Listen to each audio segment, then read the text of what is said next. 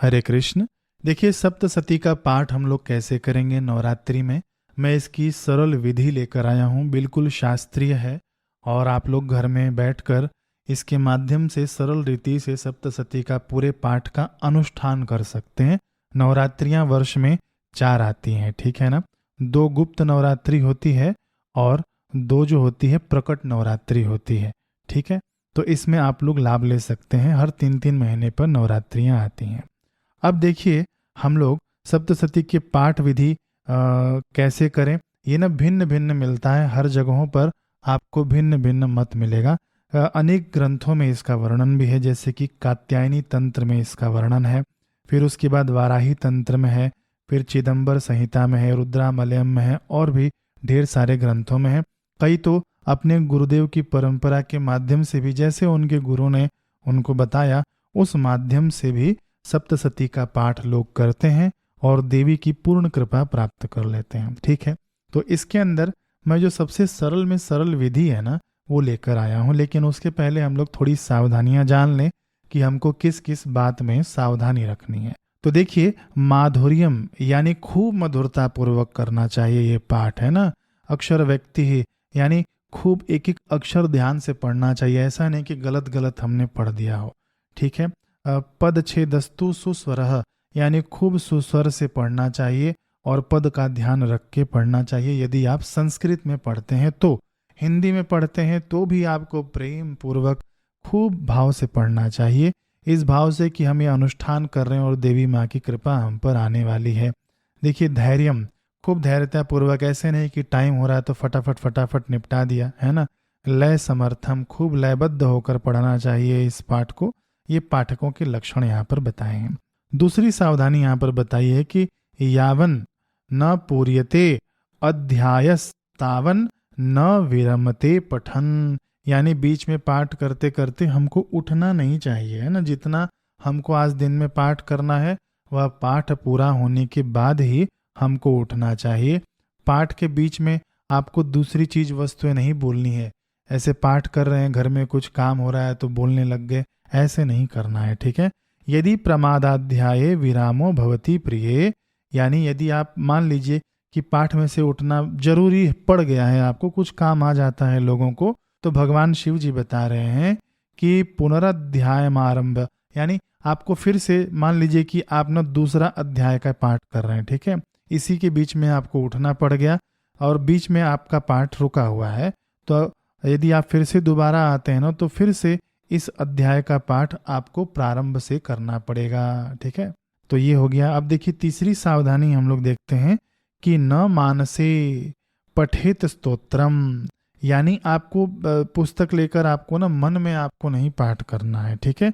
वाचिकम तो प्रशस्यते, इसका अर्थ है कि बोल कर आपको पाठ करना है, ये नहीं कि मन में हम लोग पाठ कर लिए, ऐसे नहीं करना है। फिर और सावधानी बता रहे हैं कि उच्चैः पाठम निषिद्धम, यानी जोर जोर से बोल बोल कर नहीं पाठ करना, एकदम चिल्ला चिल्ला के, बिना माइक के ही आपकी आवाज सुन ले 2-3 घर आसपास, ऐसे भी नहीं पाठ करना है। ऐसे मधुरता पूर्वक पाठ करना है कि हम सुन सकें, आसपास हमारे जो लोग बैठे हों धीरे से मधुरता से वो लोग भी सुन सकें। बाकी और एक सावधानी यहाँ पर बताई गई है कि स्थिर चित्त होकर पाठ करना चाहिए। चंचलता दर्शाते हुए पाठ नहीं करना चाहिए। पाठ करते करते कई लोग क्या करते हैं ना, हिलते रहते, आगे पीछे हिलेंगे, मुंडी हिलाएंगे। ये सब चंचलता का परित्याग करके ये दुर्गा सप्तशती का पाठ करना चाहिए, है ना। विधि कैसे करना है हमको, सबसे पहले तो आप हाथ पैर धोकर बैठ जाना है ना, शुद्धि की हमको ध्यान रखना है। और पुराना वस्त्र जो हम लोग बाहर घूम फिर कर आए हैं, वो वस्त्र आप लोग हटा देना, और जो शुद्ध वस्त्र हो, जो धोया हुआ वस्त्र हो, वो पहनकर हमको बैठना है। फिर हमको तिलक करना है, या तो चंदन या तो कुमकुम आदि से आप तिलक कर लेना। और हमारा मुख किधर होना चाहिए, हमारा मुख पूर्व दिशा की ओर होना चाहिए, मतलब हम लोग पूर्व दिशा की ओर देखें, समझ गए, पूर्व दिशा का मुख। अब आचमन हमको करना है। अब देखिए, आचमन के लिए ना हमको यहाँ पर शास्त्रों ने 4 मंत्र बताए हैं। इन 4 मंत्रों द्वारा हमको आचमन करना है। 4 बार पढ़कर आपको ये जल पीना है, ठीक है। हाथ में, दाहिने हाथ में आप जल ले लेना और ये मंत्र पढ़ना, ओम ऐम आत्म तत्वम शोधयामी नमः स्वाहा। स्क्रीनशॉट लेकर रख सकते हैं। फिर पी जाना जल। फिर दूसरी बार हाथ में जल लेना, ओम ह्रीम विद्या तत्वम शोधयामी नमः स्वाहा। फिर वह जल पी जाना। फिर तीसरे बार जल लेना। ओम क्लीम शिव तत्वम शोधयामी नमः स्वाहा। फिर जल पी जाना। फिर चौथे बार जल लेना है। ओम ऐम ह्रीम क्लीम सर्व तत्वम शोधयामी नमः स्वाहा। फिर से आपको जल पी जाना है। फिर आपको ना बाएं तरफ, ठीक है, बाएं तरफ आपको हाथ धोना है। अपना हाथ कभी भी आप बाएं तरफ धो लेना। फिर उसके बाद क्या करना है कि गणेश जी का स्मरण सबसे पहले किया जाता है ना किसी भी पूजन में अथवा तो किसी भी कार्य में। तो आप ओम गम गणपतये नमः, ओम गम गणपतये नमः, ओम गम गणपतये नमः, ये 3 बार आप बोल लेना। ठीक, उसके बाद हम लोग ना संकल्प करेंगे। हाथ में आप अक्षत ले लेना, पुष्प ले लेना और जल ले लेना। ठीक है, अक्षत क्या होता है कि अक्षत साबुत चावल को कहते हैं, कच्चे चावल को कहते हैं। अब पुष्प आप लाल पुष्प मिल जाए तो अच्छी बात है ना। बाकी कोई भी पुष्प लेकर आप ये संकल्प कर सकते हैं। अब देखिए, जो कोई ब्राह्मण के माध्यम से कराते हो ना, तो ब्राह्मण देवता उनको संकल्प अच्छे से पूरा व्यवस्थित बुलवाते हैं। लेकिन ये वीडियो में खास करके हम घरों में रहने वाले लोग कैसे कर सकें सरलता पूर्वक, उस विधि से मैं बना रहा हूं। तो आप संकल्प के लिए ना सबसे पहले भगवान का 3 बार नाम लेना। 3 बार नाम लेने से ही हमारा संकल्प ना एक्टिवेट हो जाता है। क्या नाम लेना है? ओम विष्णु विष्णु विष्णु, है ना, विष्णु भगवान का 3 बार नाम लेना। फिर उसके बाद आप अपना नाम लेना, गोत्र का नाम ले लेना। यदि आपको पता हो तो, नहीं पता हो तो कश्यप गोत्र कह देना कि मैं कश्यप गोत्र में उत्पन्न, मेरा नाम ये है और मैं किस निमित्त हम लोग ये पाठ कर रहे हैं। ठीक है, उस निमित्त को आप वहां पर दोहरा देना। मान लीजिए कि मैं पाठ कर रहा हूं कि मुझे नौकरी लग जाए। ठीक है, तो आप कहना अपना नाम गोत्र का नाम लेकर कि हे दुर्गा माता, मैं मेरी नौकरी लग जाए, इस निमित्त मैं यह सप्तशती का पाठ करना प्रारंभ करता हूँ। आप इसमें मेरी सहायता करिए, आपकी प्रसन्नता के लिए, है ना, आपकी प्रीति के लिए मैं पाठ कर रहा हूँ। तो जो भी आपका संकल्प हो आप अपने शब्दों द्वारा कह देना। मैंने तो ये आपको उदाहरण कह के बताया है ना। जैसे भी आप बोलेंगे, हर भाषा भगवान समझते हैं। हृदय पूर्वक बस कह देना कि मैं इस संकल्प से पाठ करता हूँ अथवा तो करती हूँ। ये हो गया आपका संकल्प। ठीक है, लेकिन ये संकल्प ना क्या हमको रोज रोज करना है? हम लोग अलग अलग दिन, मान लीजिए कि अलग अलग अध्याय पढ़ रहे हैं तो रोज करना है? नहीं, संकल्प आपको केवल ना प्रथम दिन करना है। ठीक है, प्रथम दिन आप कर लेना। उसके बाद क्या करना है कि हमको पहले दिन ही ग्रंथ पूजा करना है। ग्रंथ पूजा भी आपको रोज रोज नहीं करना है। ठीक है, ग्रंथ पूजन आपको पहले दिन ही करना है। जिस ग्रंथ से हम लोग देखकर पढ़ेंगे ना, दुर्गा सप्तशती, गीता प्रेस का ग्रंथ ले लेना। बाकी आपको ग्रंथ पूजन कैसे करना है? पहले ग्रंथ पर आप तिलक कर देना, फिर पुष्प चढ़ा देना, फिर उसके बाद धूप जलाकर धूप दिखा देना, दीप दिखा देना। दीप दिखाने के बाद आप अपना हाथ धो लेना। ठीक है, कभी भी दीप दिखाने के बाद ना हाथ हमको धो लेना चाहिए। फिर उसके बाद हमको नैवेद्य अर्पित करना है। तो नैवेद्य में क्या करना है हमको अर्पित? नैवेद्य में ना आपको पानी अर्पित करना है। यदि आप मिठाई अर्पित कर सकें तो वो भी उत्तम है। नहीं हो आपके पास सुविधा तो एक नैवेद्य के रूप में जल मात्र भी आप अर्पित कर सकते हैं, क्योंकि समस्त नैवेद्यों में जल एक ना कॉमन चीज है। ठीक है, तो वह जल भगवान शिव जी मानस पूजन में गुरुदेव को नैवेद्य के रूप में जल अर्पित करते हैं कि बिना पानी के, बिना जल के कोई भी नैवेद्य तैयार नहीं हो सकता। ठीक है, अब हम लोग आगे बढ़ते हैं। अब देखिए, ग्रंथ पूजन हो गया ना, फिर हमको ना शाप उद्धार करना होता है। इसको ना शापित किया गया है तो इस शाप का उद्धार करना है। देखिए, अलग अलग ग्रंथों में अलग अलग विधियां मिलती हैं। रुद्रामलयम ग्रंथ में भी पूरा लंबा चौड़ा एक विधि मिलता है शाप उद्धार का। लेकिन हम लोग जो सबसे सरल है ना, जो प्रामाणिक है, जो शास्त्रों में वर्णन है, उस पर हम लोग चर्चा करेंगे। देखिए, शाप उद्धार का मंत्र आप लोग स्क्रीनशॉट लेकर रख लेना। मैं यहाँ से पढ़कर भी बता देता हूँ। इसको कैसे पढ़ना है? पहले दिन आपको 7 बार इसको केवल पढ़ना है। फिर आखिरी दिन यानी जब आपका पाठ पूरा होगा तब आपको फिर से इसको 7 बार पढ़ना है। ध्यान रखिएगा। ओम ह्रीम क्लीम श्रीम क्राम क्रीम चंडिका देव्ये शाप नाशानुग्रहम। देखिए, इसका छंदी विच्छेद कर लीजिएगा। शाप नाशानुग्रहम कुरु कुरु स्वाहा। फिर से मैं पढ़ता हूं। ओम ह्रीम क्लीम श्रीम क्राम क्रीम चंडिका दिव्ये शापनाशानुग्रहम कुरु कुरु स्वाहा। इसको प्रथम दिन पढ़ लेना है, 7 बार आपको पढ़ना है, ठीक है। फिर उसके बाद उत्कीलन आता है। उत्कीलन को आपको ना प्रथम दिन 21 बार इसको पढ़ना है, ठीक। मैं मंत्र आपको पढ़कर बता देता हूं। ओम श्रीम क्लीम ह्रीम सप्तशती चंडिके उत्कीलनम कुरु कुरु स्वाहा। कितने बार? 21 बार आपको प्रथम दिन पढ़ना है। फिर आपको आखिरी दिन भी 21 बार पढ़ना है। ओम श्रीम क्लीम ह्रीम सप्तशती चंडिके उत्कीलनम कुरु कुरु स्वाहा। फिर आता है मृत संजीवनी। ये भी आपको प्रथम दिन 7 बार ही पढ़ना है केवल, और आखिरी दिन भी 7 बार पढ़ना है। मैं यहाँ से पढ़कर बता देता हूँ। ओम ह्रीम ह्रीम वम वम ऐम ऐम मृत संजीवनी विद्ये मृतम उत्थापयोत्थापय क्रीम ह्रीम ह्रीम वम स्वाहा। फिर से सुन लीजिए। ओम ह्रीम ह्रीम वम वम ऐम ऐम मृत संजीवनी विद्ये मृतम उत्थापयोत्थापय क्रीम ह्रीम ह्रीम वम स्वाहा। बस इसको आप थोड़ा ध्यान से सुन लीजिए। यदि आप नहीं पढ़ सकते हैं तो ये ना ऑडियो आप प्ले कर लेना, इसको 7 बार सुन लेना, बस, ठीक है। सुनने मात्र से भी वही पुण्य लाभ होता है। आजकल तो क्लिप काट के आप लोग यूट्यूब में रख भी सकते हैं, उसका भी सुविधा दिया है यूट्यूब ने। अब हम लोग आगे बढ़ते हैं। देखिए, होता है इसके बाद न्यास होता है ना। तो न्यास आदि तो यदि आप घर में कर रहे हैं तो इसकी आवश्यकता नहीं है। सीधा अब हम लोग आएंगे अपने मुख्य मुद्दे पर। सबसे पहले आपको कवच का पाठ करना होता है, ठीक है।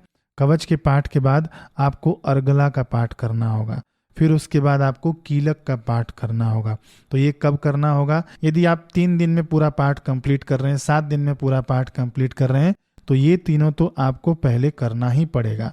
जी हाँ, ये आपको रोज करना है। जितने दिन भी आप ग्रंथ का पाठ करेंगे ना, ये आपको रोज करना है। कवच, अर्गला और कीलक। फिर उसके बाद आता है वेदोक्त रात्रि सूक्त, तंत्रोक्त रात्रि सूक्त। हम लोग इसका पाठ स्किप कर सकते हैं, यदि नहीं पढ़ेंगे तो भी चलेगा। देवी अथर्व शीर्ष का पाठ भी हम लोग नहीं पढ़ेंगे घर में तो भी चलेगा, है ना। यदि ब्राह्मण देवता करवा रहे हैं तो ये सब आपको पढ़वाएंगे, सुनवाएंगे, ठीक। लेकिन हम लोग खुद से कर रहे हैं तो केवल आप कवच, अर्गला, कीलक करने के बाद सीधा नवारण मंत्र पर आ जाना। नवारण मंत्र का ना विनियोग कर लेना। देखिए, ये विनियोग यहाँ पे लिखा हुआ है, मैं आपको पढ़ना सिखा देता हूँ। बड़े ही आसानी से आप लोग पढ़ लेना। बिना विनियोग के ये मंत्र नहीं करना चाहिए। देखिए, ओम अस्य श्री नवारण मंत्रस्य ब्रह्मा नहीं है, ठीक है, ब्रह्म विष्णु रुद्रा ऋषयः गायत्री उष्णिग अनुष्ठुभ छंदांसी श्री महाकाली महालक्ष्मी महासरस्वत्यो देवता अयं बीजम ह्रीं शक्ति क्लीं कीलकम श्री महाकाली महालक्ष्मी महासरस्वती प्रीत्यर्थे जपे विनियोग। ठीक, मैं आपको फिर से पढ़कर सुना देता हूँ। ओम अस्य श्री नवारण मंत्रस्य ब्रह्म विष्णु रुद्रा ऋषयः गायत्री उष्णिग अनुष्ठुभ छंदांसी श्री महाकाली महालक्ष्मी महासरस्वत्यो देवता अयं बीजम ह्रीं शक्ति क्लीं कीलकम श्री महाकाली महालक्ष्मी महासरस्वती प्रीत्यर्थे जपे विनियोग। अब मैं पूरा अच्छे से पढ़ देता हूँ। ओम अस्य श्री नवारण मंत्रस्य ब्रह्म विष्णु रुद्रा ऋषयः गायत्री उष्णिग अनुष्टुभ छंदांसी श्री महाकाली महालक्ष्मी महासरस्वत्यो देवता अयं बीजम ह्रीं शक्ति क्लीं कीलकम श्री महाकाली महालक्ष्मी महासरस्वती प्रीत्यर्थे जपे विनियोग। ठीक है। फिर उसके बाद ये देखिए ये मंत्र है, ओम ऐं ह्रीं क्लीं चामुंडायै विच्चे। कितने बार इसका जप करना है? 108 बार आपको जप करना है। ये आपको रोज करना है, ठीक है ना। ये देखिए ये जो ऊपर मैंने आपको बताया कवच, अर्गला, कीलक, फिर उसके बाद ये नवार्ण मंत्र, ये आपको रोज ही करना है। फिर इस मंत्र जाप के बाद आपका ना प्रथम अध्याय शुरू हो जाएगा। प्रथम अध्याय देखिए मैं आपको बता दूं कि ये ना पूरा सप्तशती ना 3 चरित्रों में बांटा गया है। जो प्रथम चरित्र है वह पहला अध्याय है, दूसरा चरित्र है वह दूसरा और तीसरा अध्याय है, और जो तीसरा चरित्र है ना माँ का वह 4 अध्याय से लेके 13वें अध्याय तक है।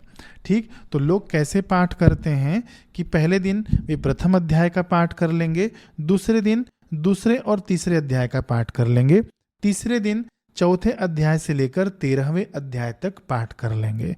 ठीक है, ये एक विधि हो गई। तो महाराज हमको फिर चौथे दिन क्या करना है? तो देखिए चौथे दिन ना आपको फिर से यही शुरू करना है, प्रथम चरित्र, द्वितीय चरित्र और तृतीय चरित्र, है ना। फिर आपका ये हो जाएगा चौथा दिन, पांचवा दिन, छठवां दिन। ठीक, फिर उसके बाद फिर से आपको 7वें दिन, 8वें दिन और 9वें दिन ये आपको रिपीट करना है। ये तो एक विधि हो गई। मान लीजिए कि इसके अंदर हमने पूरा 3 बार पाठ पूरा कर लिया, ठीक है, ये एक विधि हो गई। दूसरी विधि क्या है कि जो सुगम पड़ेगा सभी गृहस्थी जनों को, दूसरे पाठ की विधि है कि पहले दिन आप 1 अध्याय पाठ करिए, दूसरे दिन आप दूसरा और तीसरा अध्याय पाठ कर लीजिए, तीसरे दिन आप चौथा अध्याय का पाठ करिए, चौथे दिन ऐसे मैंने यहाँ पर पूरा आपको स्क्रीन पर दे रखा है, इसका आप लोग स्क्रीनशॉट निकाल कर रख लेना। फिर 8वें दिन क्या किया जाता है कि मूर्ति रहस्य पाठ किया जाता है ना, उसी ग्रंथ में दिया है मूर्ति रहस्य। फिर उसके बाद हवन, क्षमा प्रार्थना आदि किया जाता है। 9वें दिन फिर आपको कन्या भोज कराना होता है, ठीक है। लेकिन क्षमा प्रार्थना के बाद यहाँ पर एक चीज़ और आती है जो यहाँ पर मैं लिखना भूल गया।